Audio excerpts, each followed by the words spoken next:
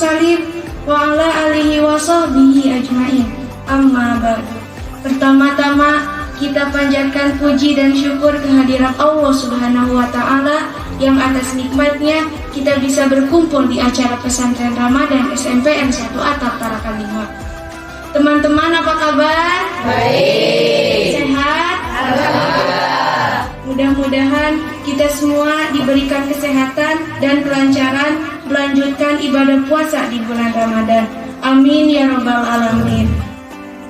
Langsung saja untuk materi di hari kedua ini yang akan disampaikan oleh Bapak Ustadz Muhsin Mubarok yang akan menyampaikan materi yang berjudul Hakikat Ilmu. Kita langsung simak saja penjelasan dari Pak Ustadz Muhsin Mubarok dalam tausiah. Tema di pagi hari ini tentang tausiah hakikatnya ilmu. Dipersilakan.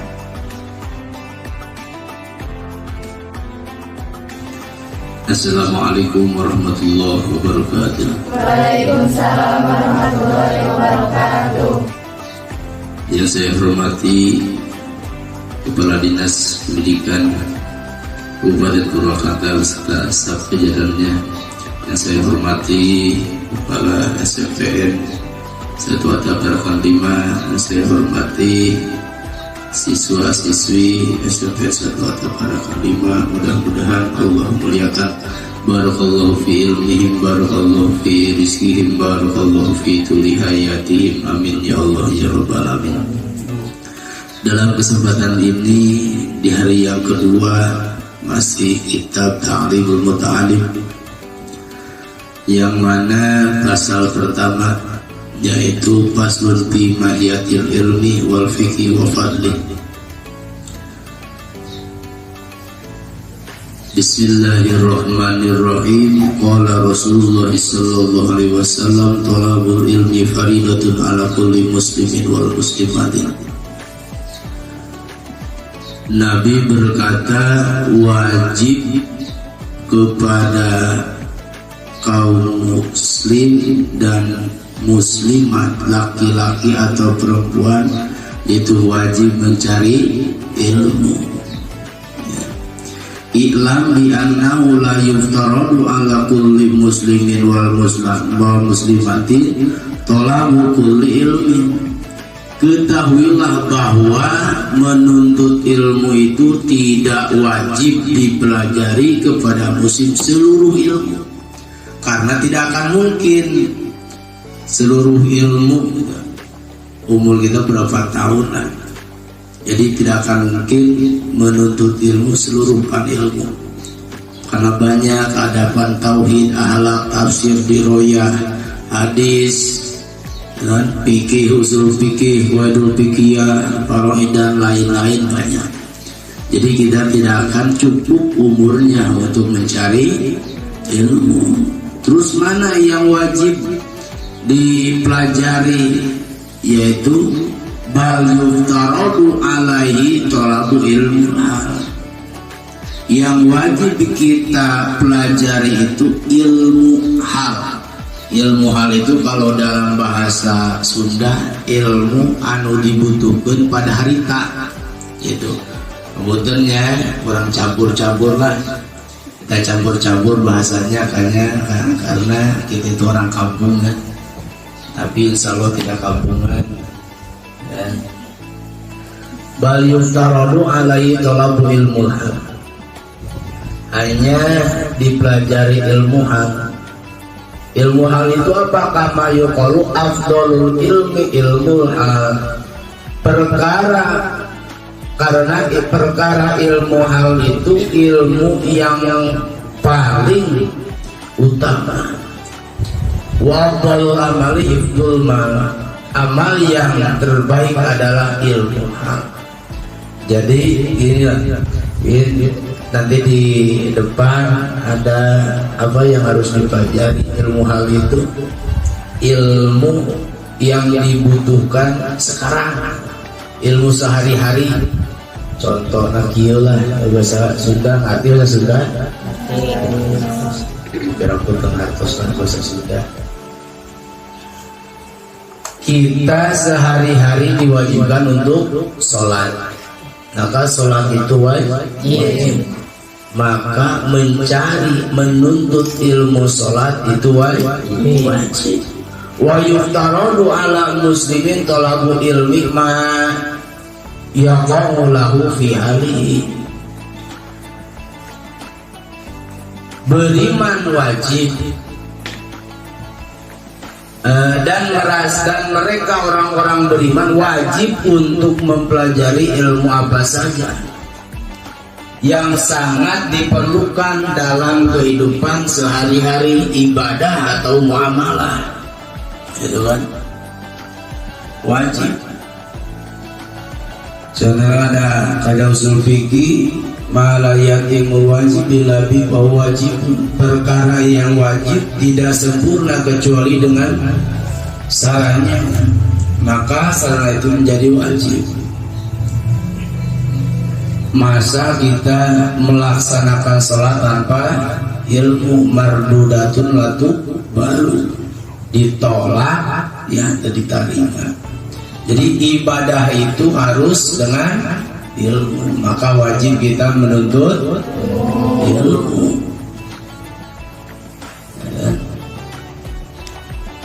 Wa fi ayyi halin kana fa innahu la budda lahu min as-salati fa yutaradu alaihi ilmu ma yaqulu lahu fi salati bi qadri ma yuaddi bi fardhis shalah. Ibadah salat adalah kewajiban bagi setiap muslim. Karena salat itu wajib, maka ilmu tentang salat itu wajib. Jadi setiap hari kita melaksanakan sholat berapa waktu? 5 waktu. Kita harus tahu syaratnya, rukunnya, pembatalannya, kita harus tahu. Kalau tidak tahu ya tidak sah sholatnya. Ya. Ikilah syarat hari saya bahasa Indonesia ya. Lamun hoyong sah ibadahna maka kudu sareng ilmuna. Moal sah ibadahna lamun teu make ilmu. Siap mencari ilmu? Siap. Jadi ilmu ulah wara neangan. Jangan dulu mencari ilmu yang lain kalau ilmu fardu ainnya belum selesai. Mempelajari ilmu pelet tentunya.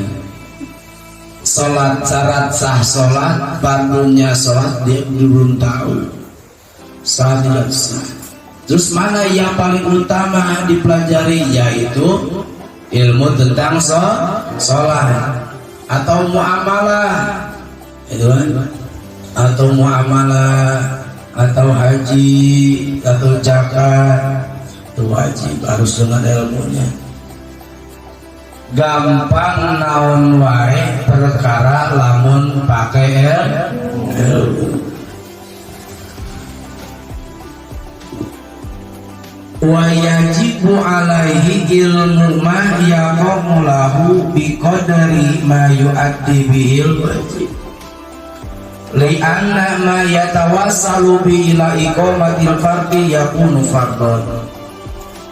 Wa ma yatawassalu bi ila iqamatil wajibi yakunu wajiban wa kadzalika fi shaumi wa zakati in kana lahu malun wa ajin wajaba.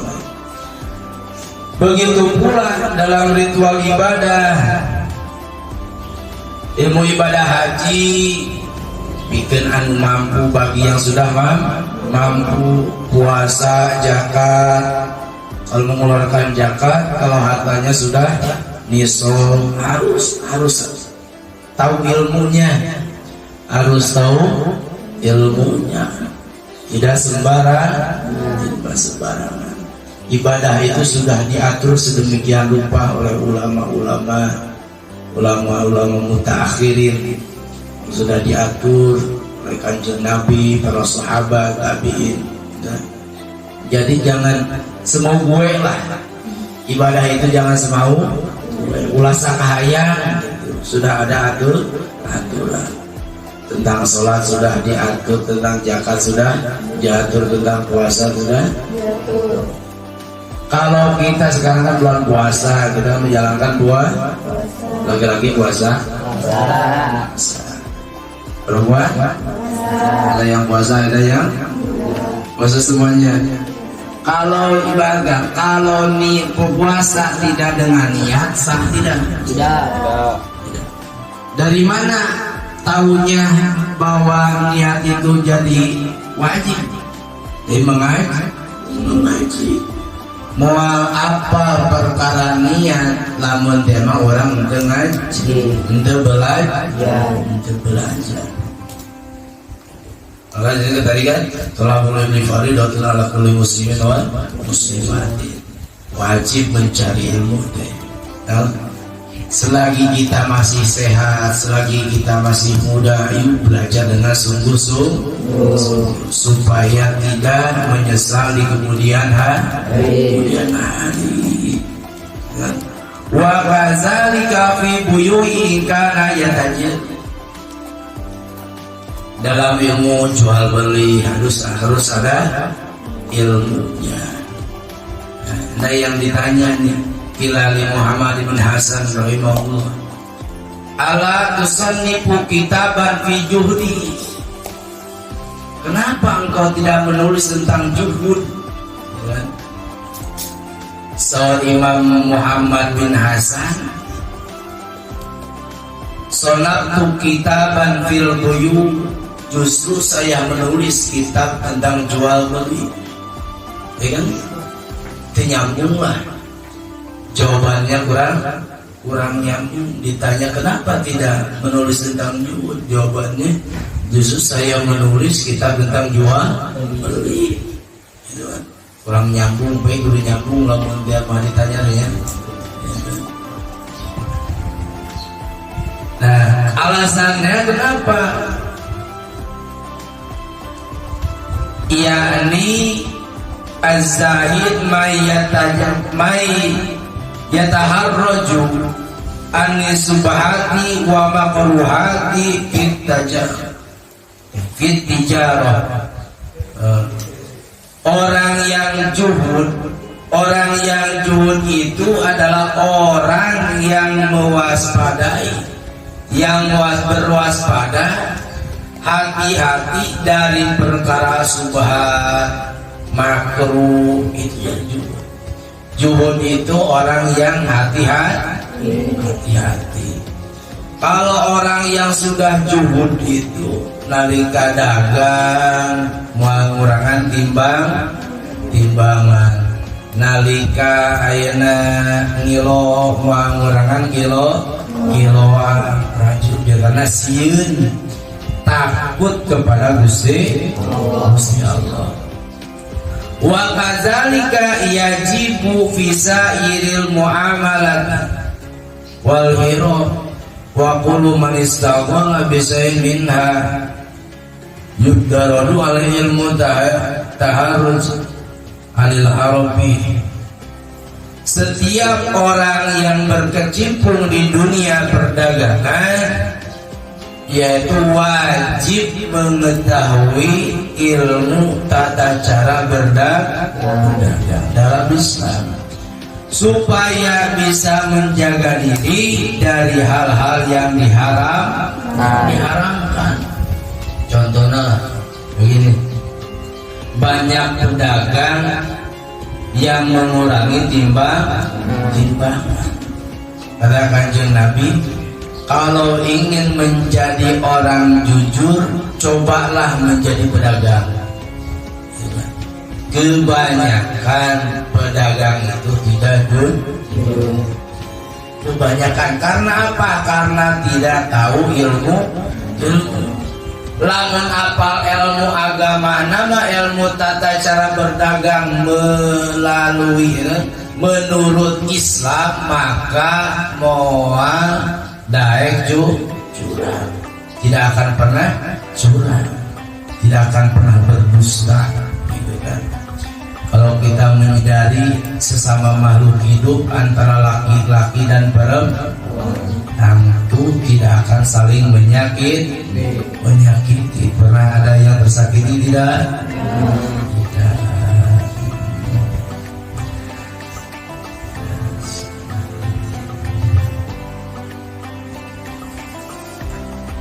Wa kadzalika yuftaradu alaihi ilmul ahwalil qalbi minat tawakkul wal inabah wal khasyah wal ridho fa innahu waqun fi jami'il ahwal. Setiap orang Islam wajib mengetahui ilmu-ilmu yang berkaitan tentang hati, tentang batin, seperti tawakal, tobat, takut kepada Allah dan ridho. Karena semua itu akan terjadi pada segala keadaan. Orang kedah bisa ngajaga hati. Orang yang berilmu itu tentu berakhlak. Ulah disebutkan ayah jelma imam pinter tapi akhlakna goreng, berarti ilmunya belum masuk ke dalam hati. Kalau ilmunya yang sudah masuk ke dalam batinnya, kolbi, tidak akan pernah dusta, kan? Banyak sekarang maaf orang-orang yang pintar tapi masih mau korupsi. Banyak orang-orang yang pintar tapi masih mau memakan uang rakyat. Nah, itu tidak bisa disebutkan pintar, karena kepintarannya, karena keilmuannya tidak ditancapkan ke dalam hati. Maka kalau orang yang berilmu itu tentu dia akan takut kepada Allah. Kalau melakukan sesuatu pasti merasa dilihat Gusti Allah. Ya, Allah itu tidak tidur, gitu kan? Jadi tanamkanlah dalam hati kita itu mempunyai hati yang tawakal. Kalau mempunyai kesalahan harus tobat. Kalau ingin melakukan kesalahan harus takut kepada Allah. Kalau dicoba harus ridho Gusti kepada Gusti Allah. Wasaroful ilmi la yakhfa ala ahadin idhu huwa mukhtasun bil insani lianna jami'al hisali siwal ilmi yastariku fihal insan wasaiku. Ya. Tidak ada satu orang pun yang meragukan akan pentingnya ilmu pengetahuan, karena khususnya ilmu itu dimiliki umat manusia. Jadi khusus ilmu itu dipegang manusia. Siapa yang ingkar kepada ilmu, ilmu itu terwajib, nuntut ilmu terwajib bayar gitu. Zadaya jalmi, setiap manusia di dalam hatinya menekankan bahwa ilmu pengetahuan itu wajib, itu perlu, ya? Karena ilmu itu khususnya diberikan Gusti Allah kepada manusia. Kadang ada kesamaan di dalam manusia dan hewan, tapi bukan ilmu. Contohnya tenaga, amarah, kasih sayang, itu kan? Itu ada di manusia, ada di hewan ada. Tapi ilmu ada tidak di hewan? Tidak ada. Sugan domba pintar matematika, pintar IPA, fisika kan ada, ya.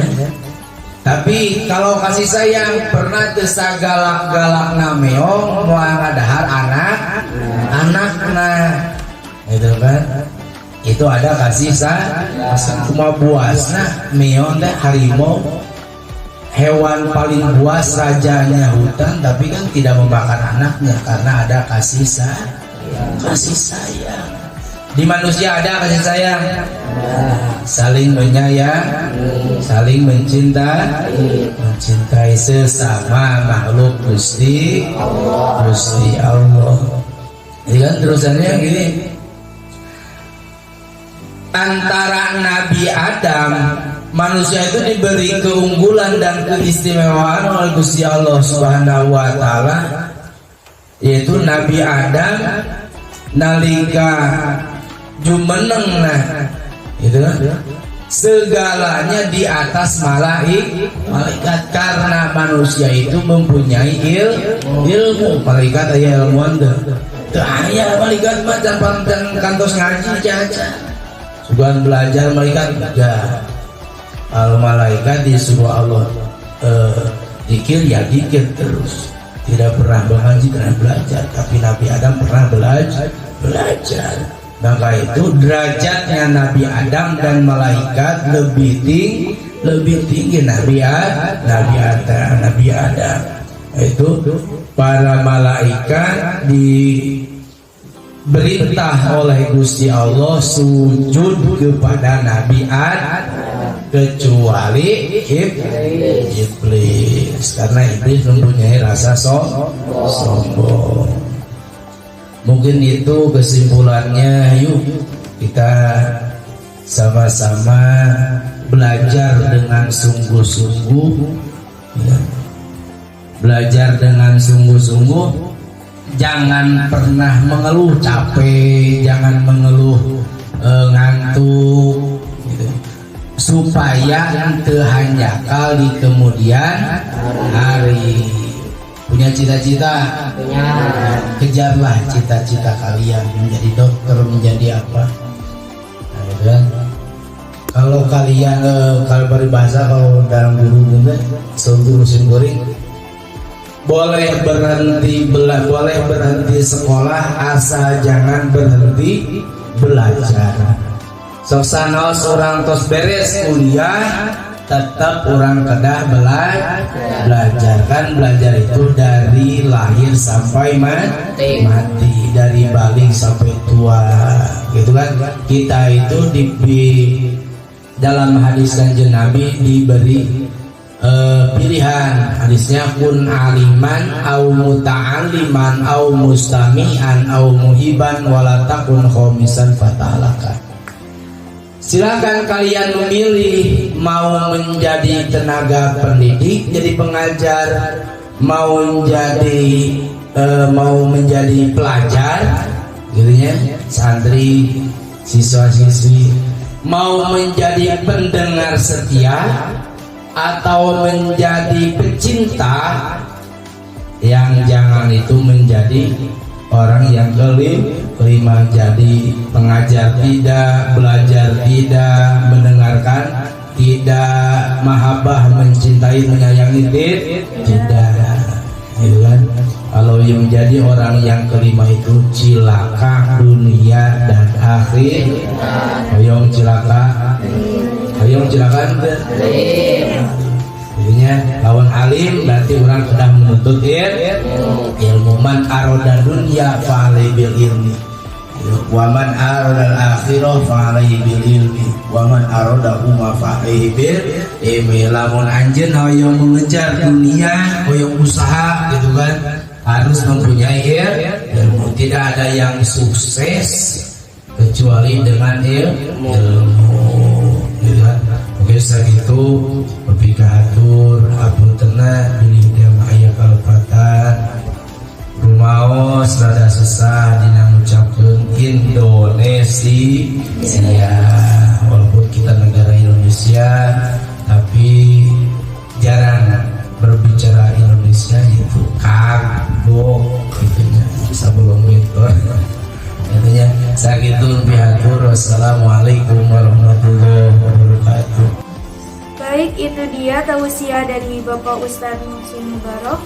Tema di pagi hari ini tentang hakikatnya ilmu. Silahkan kepada teman-teman yang ingin bertanya tentang hakikatnya ilmu, silahkan acungkan tangan dan sebutkan nama dan kelas.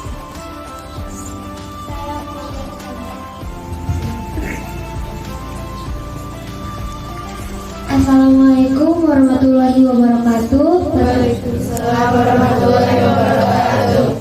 Perkenalkan, nama saya Salwa Dwi Novitasari dari kelas 9B. Di sini saya akan bertanya, Pak, apakah boleh kita mempelajari ilmu perbintangan? Dan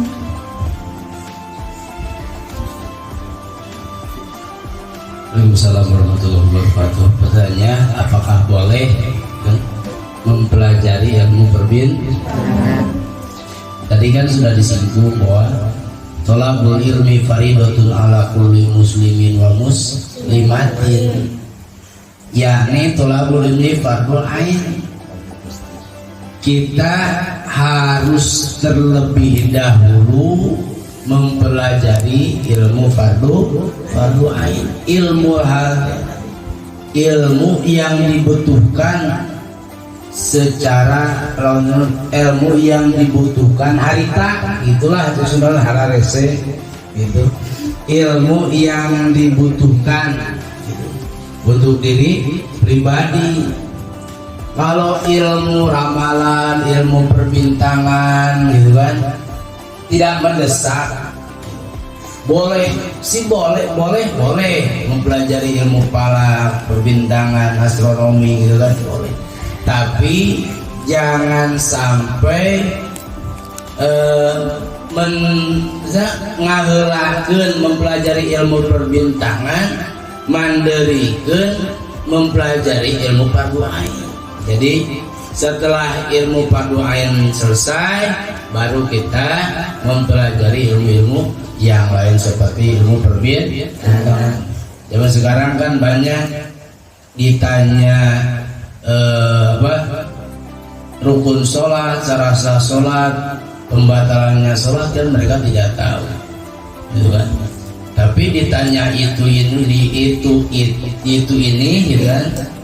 Ditanya itu di luar dari fardu ain mereka tahu. Jadi sudah menyalahi kodrat dan sudah menyalahi perintah dari kanjeng Nabi. Kalau kanjeng Nabi menyuruh kepada umatnya, mau laki-laki atau perempuan, yang pertama dipelajari itu fardu ain, yaitu ilmu hal yang dibutuhkan untuk diri pribadi, yaitu untuk beribadah kepada Gusti Allah. Itu ilmu perbintangan itu plus lah, ya. Ilmu-ilmu yang sudah nalika kurang beres, itu ilmu-ilmu yang lain baru untuk mempelajari ilmu yang lain, mungkin begitu. Terima kasih kepada Salwa yang sudah bertanya. Sekian tausiah dari Bapak Ustadz Muslim Mubarak. Semoga bermanfaat bagi kita semua. Kita tutup acara. Wabillahi taufiq wal hidayah. Wassalamualaikum warahmatullahi wabarakatuh. Waalaikumsalam.